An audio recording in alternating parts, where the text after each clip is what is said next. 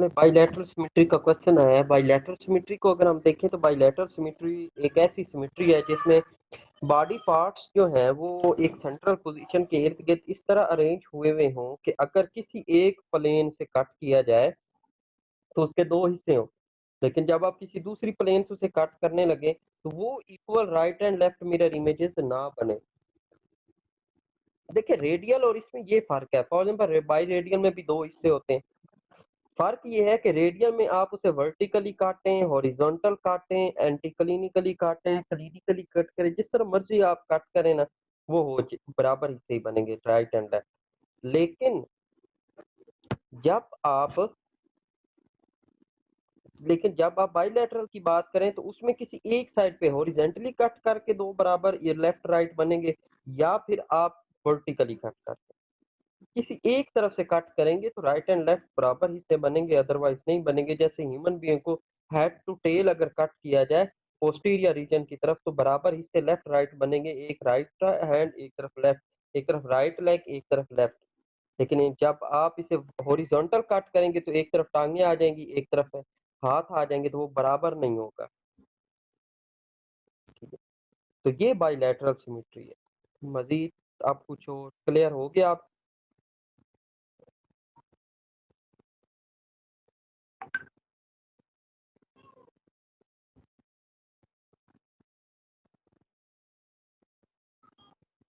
मजीद कोई इशू तो बच्चे बता दें रोल बाइलैटरल सिमेट्री में।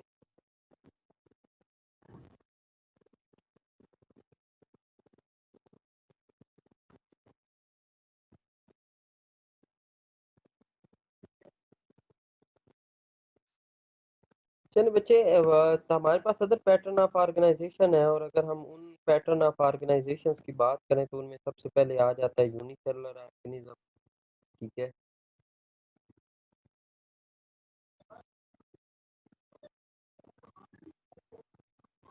बच्चे रेडियल और उसमें फर्क तो मैंने आपको बताया ना कि रेडियल वो होगी जिसे किसी भी प्लेन से कट करें, वर्टिकली कट करें, हॉरिजॉन्टल कट करें, जिस तरह मर्जी कट करें बनेंगे उसके दो बराबर हिस्से। जबकि बाइलैटरल में किसी एक साइड से कट करने पर तो दो हिस्से बनेंगे, लेकिन दूसरी तरफ से कट करेंगे तो फिर बराबर हिस्से नहीं बनेंगे। दूसरा बाइलैटरल के अंदर राइट और लेफ्ट जो हैं वो बनते हैं मिरर इमेजेस, उसमें इक्वल पार्ट्स बनेंगे, राइट लेफ्ट ना भी हो लेकिन होंगे बराबर हिस्से। चलें अब खैर नेक्स्ट चलते हैं। नेक्स्ट हमारे पास यूनिसेलुलर लेवल ऑफ ऑर्गेनाइजेशन आ जाता है। यूनिसेलुलर लेवल ऑफ ऑर्गेनाइजेशन नाम से जाहिर हो रहा है कि एक ऐसे जानदार जिनमें जस्ट सिंगल सेल पर जो कंसिस्ट करते हों, जो सिर्फ एक सेल पर बनते हों, उन्हें आप कहते हैं यूनिसेलुलर ऑर्गेनिज्म। वो यूनिसेलुलर ऑर्गेनाइजेशन रखते हैं साइटोप्लाज्म में। यूनिसेलुलर बच्चे ये मतलब है जैसे आपके पास अमेबा है, अमेबा अब यूनिसेलुलर ऑर्गेनिज्म है। यीस्ट जो है वो एक यूनिसेलुलर ऑर्गेनाइजेशन रखता है, यूनिसेलुलर। अब यूनिसेलुलर ऑर्गेनिज्म जो है उनके अंदर अच्छा कुछ लोग जो हैं, कुछ साइंटिस्ट जो हैं वो इस यूनिसेलुलर साइटोप्लाज्मिक लेवल बोलते हैं इसको, यूनिसेलुलर लेवल ऑफ ऑर्गेनाइजेशन। वो इसलिए कहते हैं, वो कहते हैं कि इनके तमाम के तमाम बॉडी के फंक्शन सारे के सारे जो प्रोसेस हैं वो सारे के सारे प्रोसेस क्या हो रहे हैं, साइटोप्लाज्म में हो रहे हैं। क्योंकि एक सेल है तो सेल के अंदर क्या होता है, साइटोप्लाज्म होता है। तो उसके बाद प्लाज्मा मेम्ब्रेन है अंदर, तो उसके सारे फंक्शन दरअसल हो किस में रहे हैं, साइटोप्लाज्म में हो रहे हैं। इसलिए इसे साइटोप्लाज्मिक लेवल ऑफ ऑर्गेनाइजेशन भी कहते हैं कि ये एक ऐसी ऑर्गेनाइजेशन है जिसमें सारे फंक्शन साइटोप्लाज्म में हो रहे हैं। यूनिसेलुलर ऑर्गेनाइजेशन में एक और चीज भी होती है, ये कॉलोनियल फॉर्म में भी रहते हैं, सेल एग्रीगेट्स और सेल कॉलोनीज। सेल कॉलोनीज की भी फॉर्मेशन होती है।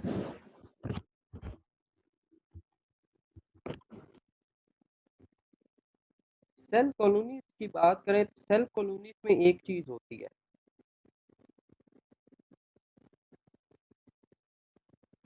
देखिए एक होता है मल्टी सेलुलर ऑर्गेनिज्म और एक होता है कॉलोनियल ऑर्गेनाइजेशन। दोनों के अंदर थोड़ा सा डिफरेंस है, दोनों के अंदर एक से ज्यादा सेल मौजूद होते हैं, लेकिन जो मल्टी सेलुलर ऑर्गेनिज्म होते हैं उसमें तमाम के तमाम सेल एक दूसरे से मिलकर रह रहे होते हैं, बट वो एक दूसरे पर डिपेंड कर रहे होते हैं। ठीक है, वो एक दूसरे पर डिपेंड करते हैं for their functioning, food, communication, मुकम्मल तौर पर एक दूसरे से लिंक्ड होते हैं। बट जब आप कॉलोनियल ऑर्गेनाइजेशन की बात करते हैं, इसमें बहुत सारे सिंगल सेल ऑर्गेनिज्म, बहुत सारे जानदार एक दूसरे के साथ तो रहते हैं। जैसे हम मोहल्ले के अंदर बहुत सारे इंसान अपने अपने घरों के अंदर घर बनाते हैं, साथ एक दूसरे के रह रहे हैं, वो एक कॉलोनी हम कहते हैं कि ये कॉलोनी बन गई है, यहाँ पर बहुत सारे लोग रह रहे हैं। सिमिलर वो एक सेल दरअसल एक पूरा जानदार है जो एक जगह पर रह रहे हैं, बट साथ तो रह रहे हैं, लेकिन वो एक दूसरे पर डिपेंड नहीं करेंगे। They are not dependent each other. क्यों? जैसे हम अपने हमसायों से लेके नहीं खाते ना, उनसे कोई उनकी वजह से हम जिंदा रह रहे होते हैं, ना उनकी वजह से हमारा घर मेंटेन होता है, लेकिन हम साथ साथ रह रहे हैं, एक घर के साथ दूसरा घर है। इसी तरह ये सेल एक जगह पर रहेंगे लेकिन सारे अपने अपने काम करेंगे। लेकिन एक थोड़ी सी चीज है, लेकिन अ लिटिल इंटरडिपेंडेंस प्रेजेंट, एक थोड़ी-सी जो उनकी जो है इंटरडिपेंडेंस उनमें मौजूद होती है, वो एक दूसरे पे थोड़ा बहुत डिपेंड भी करते हैं।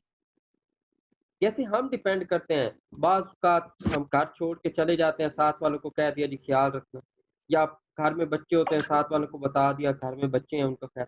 सिमिलर यहाँ पर बात हो रही है, और वो चीज़ क्या हो रही है, वो बात ये हो रही है कि वो जो थोड़ी-सी इंटरडिपेंडेंस है उनके अंदर, उसमें क्या होगा, कोऑपरेशन होगा, कोऑर्डिनेशन ऑफ फंक्शनिंग होगी। ठीक है, तो तो हम ये नहीं कह सकते मुकम्मल तौर पर इंडिपेंडेंट होंगे, बल्कि लिटिल इंटरडिपेंडेंस होगी। ठीक है, तो ये चीजें ये होगी यूनिसेलुलर और colonial organisation.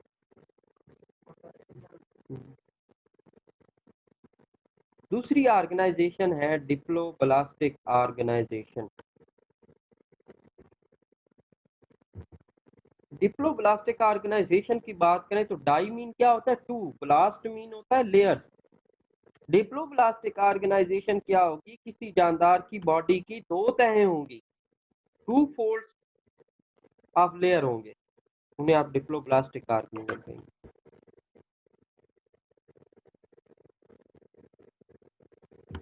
For example ectoderm, और दूसरी क्या है, एंडोडर्म। एक्टोमीन क्या होता है, आउटसाइड, बॉडी की वो तह जो बाहर की तरफ मौजूद है, that is ectoderm, and that is present inside of ectoderm, that is endoderm, उसे आप एंडोडर्म कहेंगे, जो विद इन, एंडो अंदर की तरफ होगी।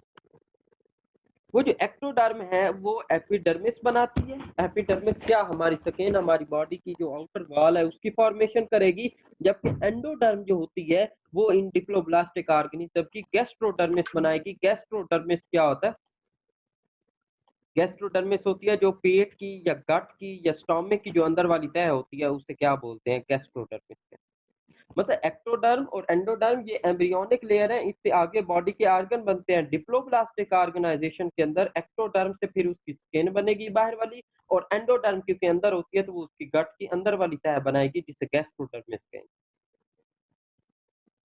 अच्छा, ये जो एपिडर्मिस है और जो एंडोडर्म है, इनके दरमियान में थोड़ी सी जगह खाली होती है, ये चिमटी नहीं होती। उस हिस्से के अंदर दरअसल होता क्या है, नॉन सेलुलर लेयर मौजूद होती है। मतलब क्या है, एक लिक्विड सा, सेमी लिक्विड मौजूद होता है। ठीक है,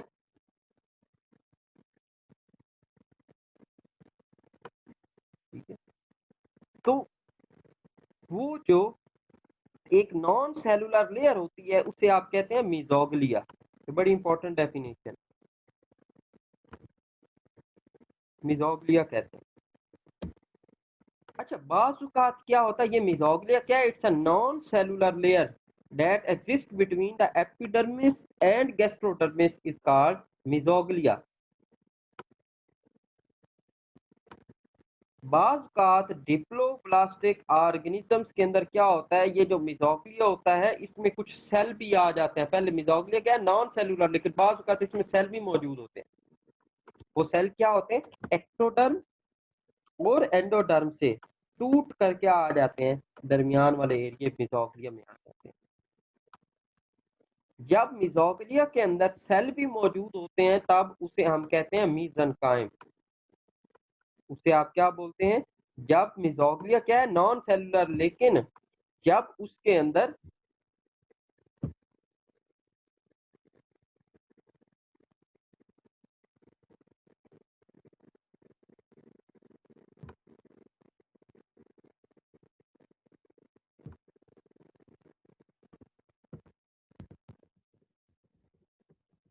उसे क्या कहेंगे, मीज़ेनकाइम।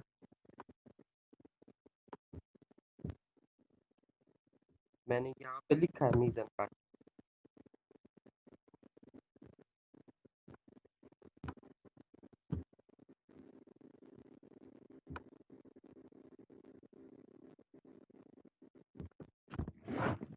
जब एंडोडर्म और एक्टोडर्म दो तहें हैं और उन तहों के दरमियान में, फॉर एग्जाम्पल मैं आपको ड्रा करके देता हूँ,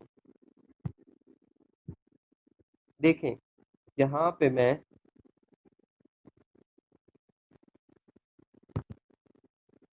ये एक तह है बच्चों,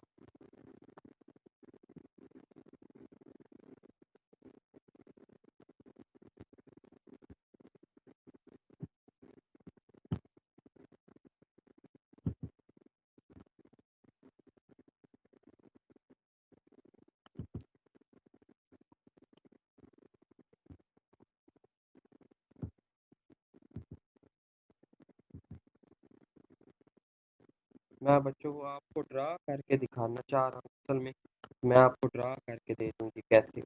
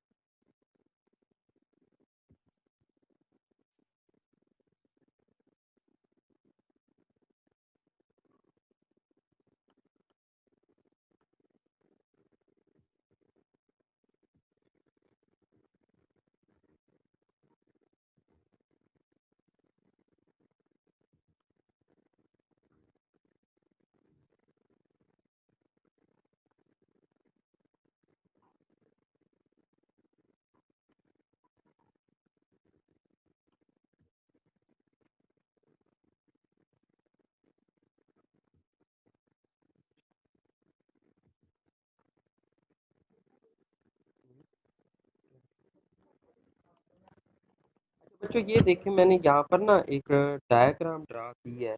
आप देखें तो ये जो ब्लू वाली लाइन है, ये आउटर कवरिंग है, दैट इज कॉल्ड एक्टोडर्म। ठीक है, उसे आप क्या कहोगे, एक्टोडर्म कहोगे।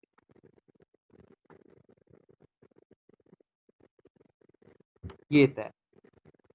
अब ये जो रीजन है, अंदर वाली रेड लाइन जो है, ये वाली, ये आपके पास क्या है, एंडोडर्म है। एक्टो और एंडो के दरमियान में ये जगह खाली है, गैप मौजूद है। ये जो यहाँ पर गैप मौजूद है, इस गैप को इस गैप को अंदर लिक्विड सा मौजूद होता है, जो कि एक नॉन सेलुलर लेयर होती है, जिसमें किसी किस्म का कोई सेल नहीं होता, इसके अलावा बाकी चीजें होती हैं। उसे आप क्या बोलते हैं, मीज़ोग्लिया। ये अंदर वाली, ये खाली वाला, इसे आप मीज़ोग्लिया कहोगे। अगर इस मीज़ोग्लिया के अंदर बाज़ का सेल आ जाए, जो कि कहाँ से, एंडोडर्म से या एक्टोडर्म से टूट कर अंदर आते हैं, तो उस वक्त हम कहते हैं कि अब ये मीज़ोग्लिया नहीं है, बल्कि क्या है, मीज़ेनकाइम है, जो मैंने ऊपर लिखा है।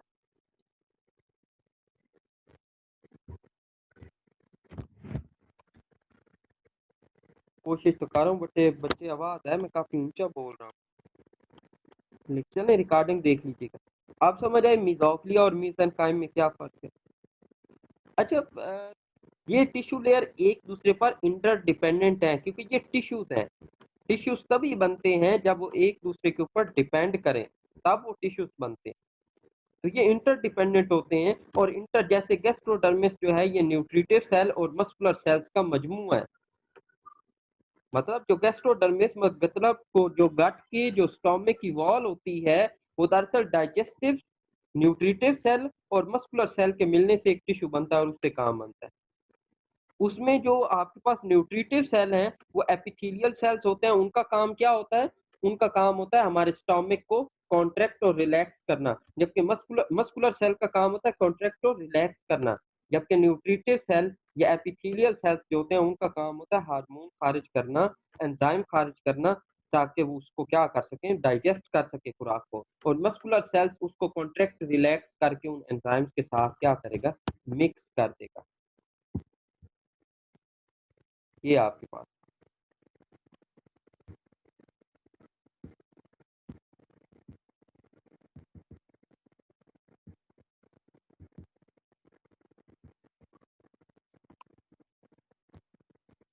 अब आ जाती है तीसरी फॉर्म। ये आपके पास नीचे एक डायग्राम आ गई है, चलें ये डिप्लोब्लास्टिक की डायग्राम थी। आप डार्क ब्लू एक्टोडर्म है, येलो वाली एंडोडर्म है। एंडोडर्म के अंदर गट है, मतलब स्टोमक है, ये पेट है, और ये दरमियान में जिंक सा लाइट से कलर का क्या है, मिजोग्लिया है। ये डायग्राम होती है। इस टॉपिक के अंदर डायग्राम जरूर बनानी है, डायग्राम के बगैर कुछ भी नहीं है।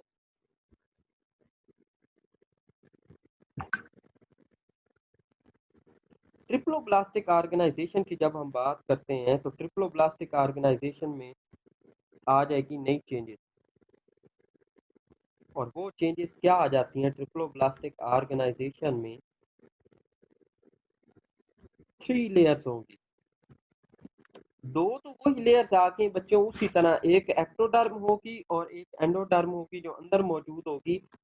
जहां पर मिजोग्लिया था, वहां पर एक और लेयर आ जाती है, that layer is called mesoderm. मतलब मिजोग्लिया की जगह प्रॉपर एक लेयर बन जाती है जिसे आप मेसोडर्म कहते हैं। वो चीजें आपको बता दी, एक्टोडर्म ने स्किन बनाई, आउटर कवरिंग बनाई, एंडोडर्म ने गैस्ट्रोडर्मिस को कवर किया।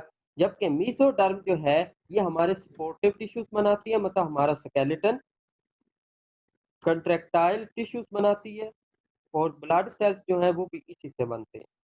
तो मेसोडर्म हमारे सपोर्टिव टिश्यू, स्केलेटन और हमारे ब्लड वगैरह की फॉर्मेशन के अंदर रोल प्ले करते हैं।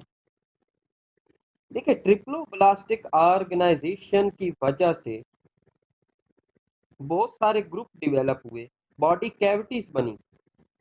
बॉडी कैविटी क्या होती है, ये यहाँ पर लिखी हुई है।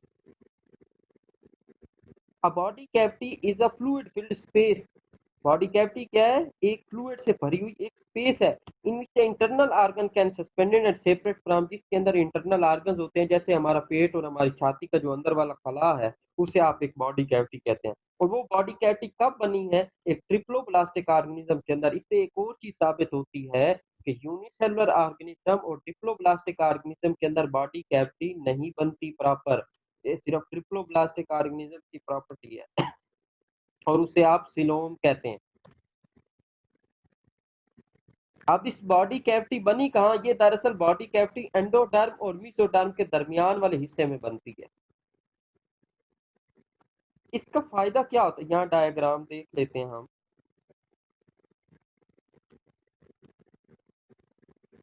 ये आप देखें, जहाँ पर सबसे बाहर एक्टोडर्म है, येलो वाली एंडोडर्म है, और दरमियान में ब्राउन वाली जो है ये क्या है, मेसोडर्म है, लेयर बन के, और अंदर ये गट है। अब देखें, आप दूसरी डायग्राम में देखें या तीसरी में देखें, तो गट के अलावा एक और व्हाइट स्पेस मौजूद है जो कि एंडोडर्म और मेसोडर्म, मतलब ब्राउन और येलो के दरमियान में मौजूद है। ये जो नई स्पेस बनी है, इसे आप क्या बोलते हैं? सिलोम कहते हैं, बॉडी कैविटी कहते हैं। समझ आई?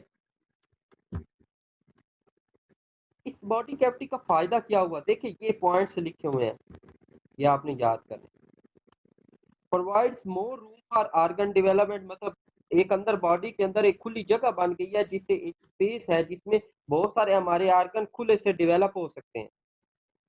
Provide more surface area for diffusion, surface area बढ़ गया जिससे डिफ्यूजन, गैसेस, न्यूट्रिएंट्स वगैरह आर्गन से ट्रांसपोर्ट आसान हो गई। एरिया फॉर स्टोरेज, स्टोरेज के लिए एरिया मिल गया। हाइड्रोस्टैटिक स्केलेटन इसमें बन जाता है। वेस्ट और रिप्रोडक्टिव स्ट्रक्चर्स के लिए एक स्पेस मिल गई है और बॉडी साइज को इंक्रीज करने में हेल्प हुई है इसकी वजह से। हाइड्रोस्टैटिक स्केलेटन जैसे जेली मुख्तलिफ ऑर्गेनिज्म है, उससे क्या होता है कि पेट के अंदर या ऑर्गन्स के अंदर वाटर फिल हो जाता है प्लाज्मा के अंदर और उससे टर्जिडिटी मिल जाती है।